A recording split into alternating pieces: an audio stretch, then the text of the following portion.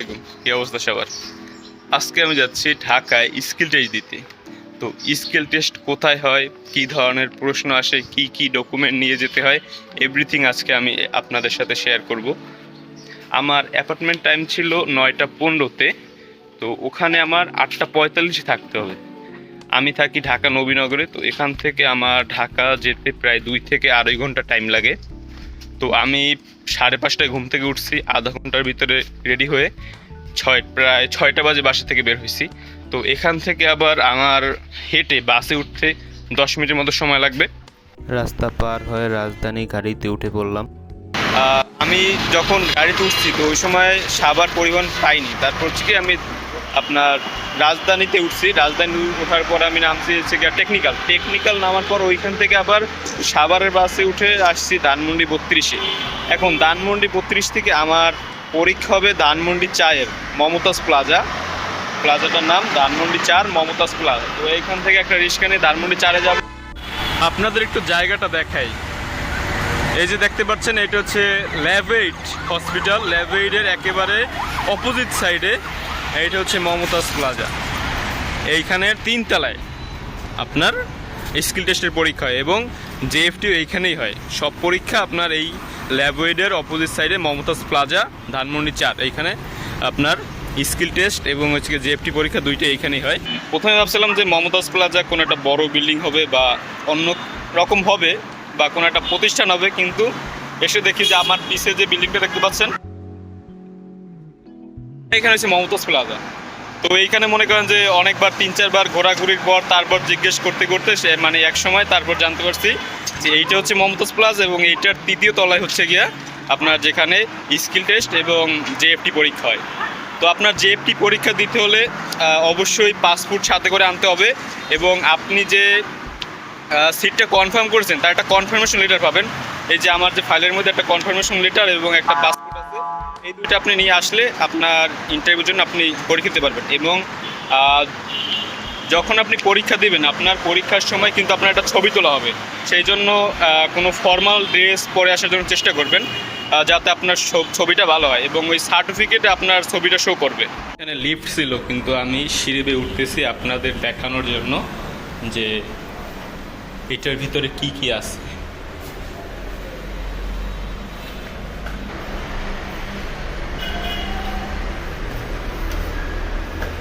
এটা হচ্ছে ইউনিলিঙ্ক এডুকেশনের মিরপুর ধানমন্ডির হেড অফিস। এই হচ্ছে আপনার জেএফটি এবং স্কিল টেস্ট দেওয়ার জায়গা।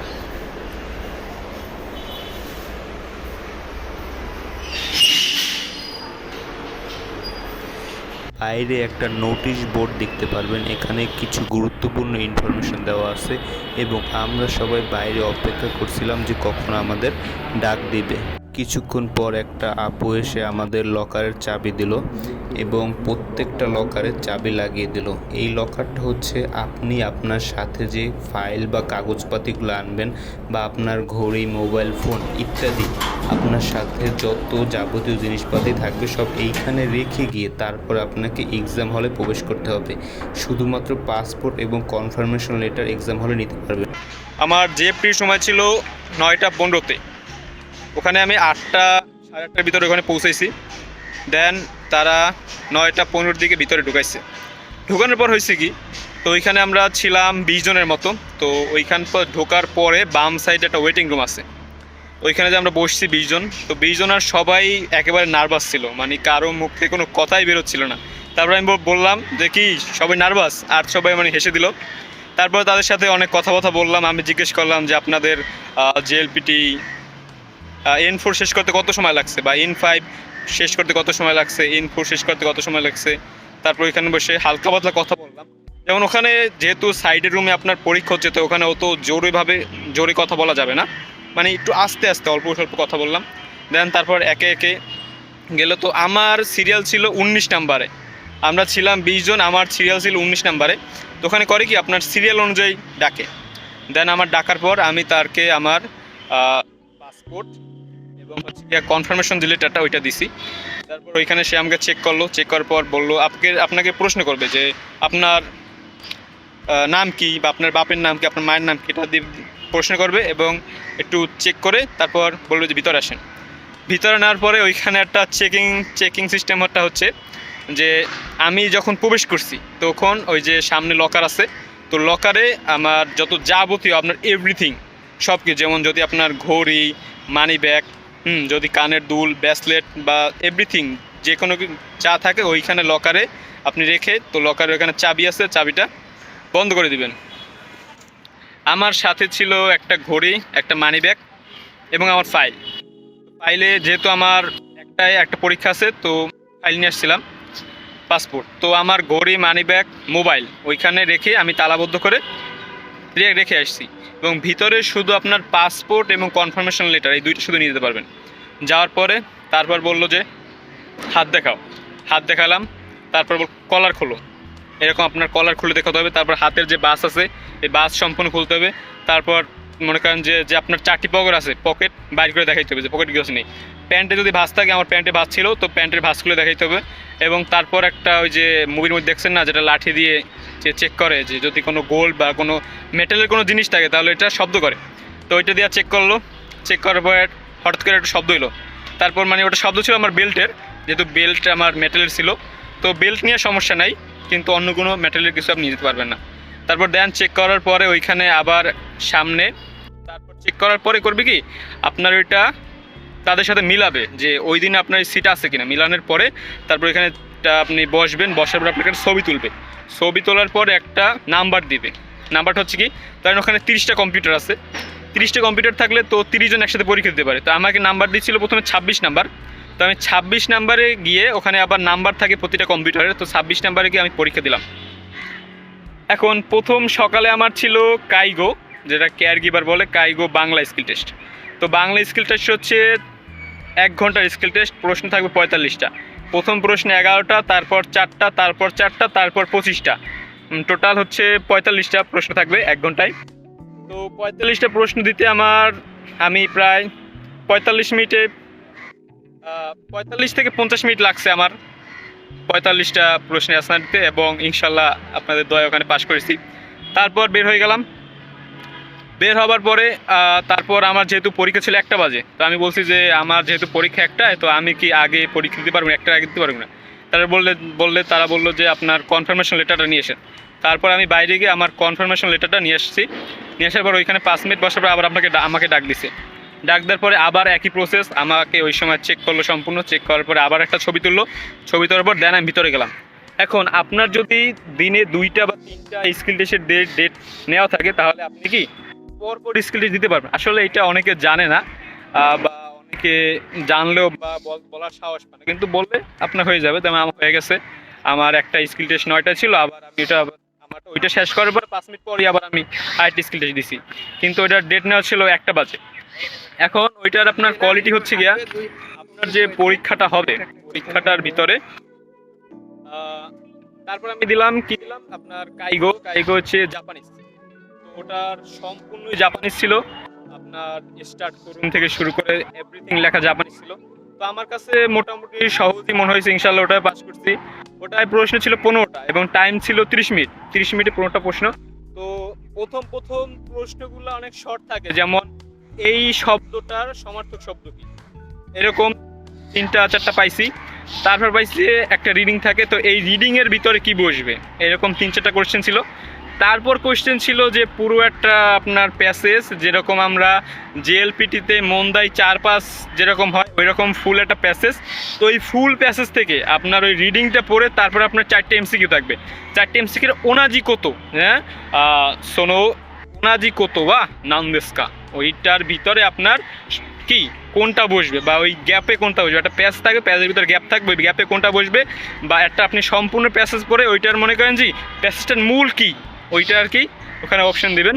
তো ওখানে 15টার ভিতরে আমার 15টা দিতে 30 মিনিটে লাগছে, সম্পূর্ণ 30 মিনিট লাগছে। 30 মিনিট লাগার পরে ওইখানে আমি সাবমিট করে ইনশাল্লাহ ওটাই পাস করছি। তারপর বেরিয়ে আসলাম।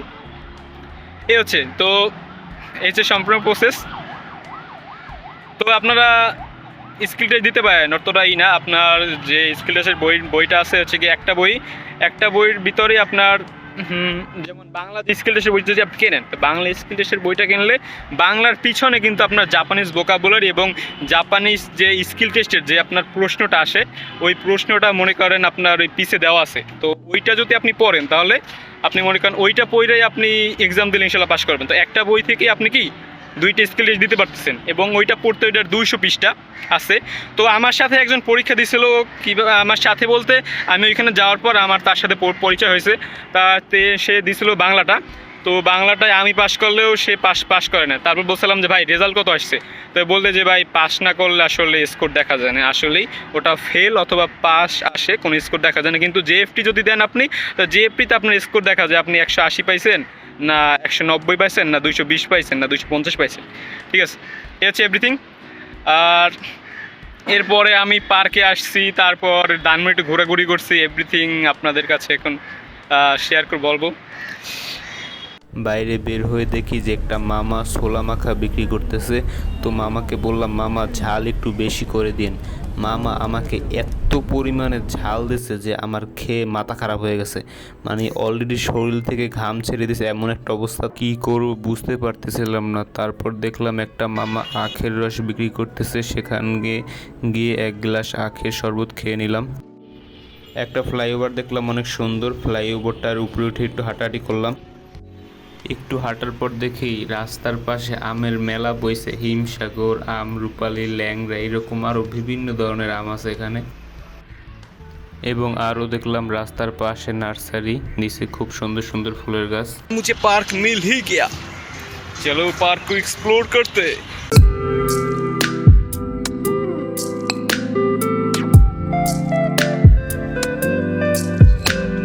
काकर भाई मैं तो पार्क में नहीं कचरे में आकर गिर गया। ये देखो कचरा ही कचरा, हर जगह सिर्फ कचरा ही है, इंसान भी वो भी है कचरा।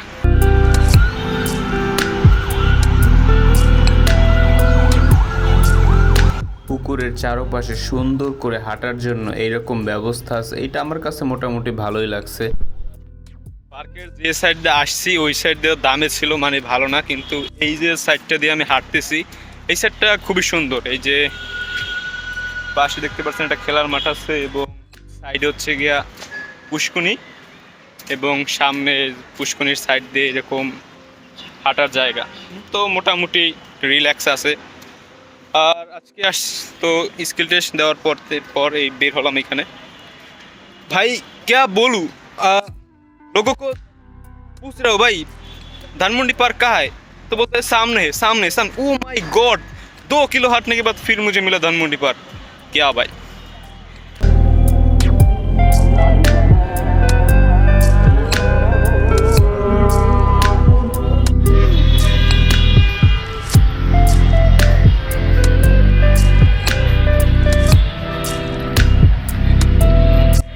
এক সাইড থেকে বের হয়েছি আর এক সাইড থেকে আবার ঢুকছি। তো এই সাইডের মানে প্রবেশ করার রাস্তা হয়েছে এরকম, এটা খুব সুন্দর আছে, ভালো। এইরকম অনেকগুলো ব্রিজের মতো আছে এই যে লেকটার উপরে, চারো সাইডে এরকম অনেকগুলো ব্রিজ আছে। আর এখানে আছে আরও বিভিন্ন।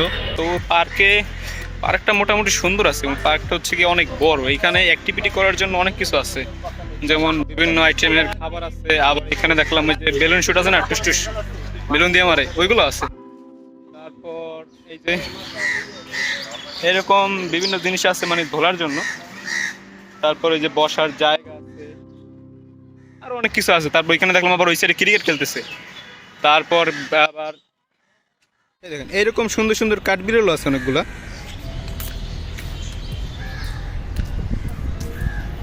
এটা দিয়ে মনে হয় মানে এটা দোলে নাকি চড়ে, জিনিসটা বুঝতে পারতেছি না। ম্যাডাম এইরকম অ্যাক্টিভিটি অনেক কিছু আছে, মানে কোনটার কি কাজ সেটা বুঝতে পারতেছি না। আবার অনেকে গার্লফ্রেন্ড নিয়ে আসছে, ভালো, শুধু আমারই নাই। যাই হোক, অনেকে আবার ফিরেও বসে আছে আমার মতো।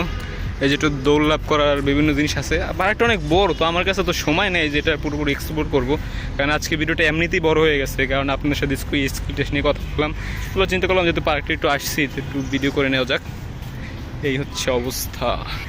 তারপরে এইটা কি বানাইছে মানে আমি বুঝতে পারি, মেরে সমাজকে বার है भाई, ये सब कुछ मेरे समझ में नहीं आता। प्रेम प्रीत वो है ना, वो भी मुझको मैं समझता नहीं हूँ। ঠিক আছে, হলো ওই সাইডে মনে হয় শেষ হবে, সামনের দিকে শেষ হয়ে যাবে। আর পিছে ওই সাইডে অনেক মানে পার্কটা মানে কেমন যেন আর কি মনে করেন পেঁচানো গুছানো এরকম। এখানে কি লেখা আছে? এখানে সাদা রং দেওয়া। আরে ভাই আমি তো দেখতেই আছি এখানে সাদা রং দেওয়া, তাহলে লেখার কি আছে? এই এই গাছ আবার মাস্ক লাগিয়ে রাখছে, পাগল পাগল কে ভাই। ও আবার দেখো कहाँ से लाल सूता देख से क्या भाई, यहाँ पर जादू टोना हो रहा लगता है। मैं मुझको क्या, मैं तो निकलता हूँ यार। এখানে আমার আসলেই ভয় লাগতেছে কি ভাই, বিভিন্ন গাছে দেখেন কি কি লাগাই রাখছে। এই একটা গাছে এইটা আবার কি জানি লেখা রাখছে, আর মানে চারপাশে রং लगाई रखছে। क्या भाई मैं सच बोल रहा हूँ भाई, मुझे तो डर लगने लगा है। चलो जापानीज बोलते बोलते हिंदी में तोतला रहा हूँ, बांग्ला भी तोतला रहा हूँ, इंग्लिश तो और तोतला रहा हूँ भाई। क्या होंतोनी सुकारे मास्ता निहोंगो आई देस ने जेई जेनबु निहोंगो नारिते देस। आरो एखाने आछे कुत्ता कुत्ती एबं एरकम सुंदर सुंदर जायगा। खाराप ना, मोटामुटी ठीक आछे, जेहेतु एकटु भयंकर तारपरो चले, टिकटक हो रहा है भाई।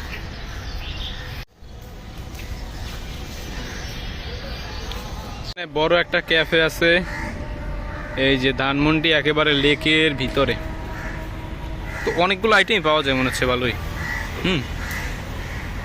গুড। এখানে আবার ক্রিকেট খেলা হইতেছে, এইখানে এসে মাস্ট ব্যায়াম করতে পারবা, কারণ এইখানে অনেকগুলাই ইনস্ট্রুমেন্ট দেখতেছি যে আমি ব্যায়াম করার জন্য আছে। হয়তো বা সকালে অনেক লোক হয় এখানে ব্যায়াম করার জন্য। তো এখন দুপুরের বাজে একটা, এখনো ব্যায়াম করতেছে। গাম্বাতে নেই, চেষ্টা চালিয়ে যাও। ইজোদেশ যা মাতা মিনা সামা বাই বাই, এটা জাপানি আর কইলে ভালো লাগতো।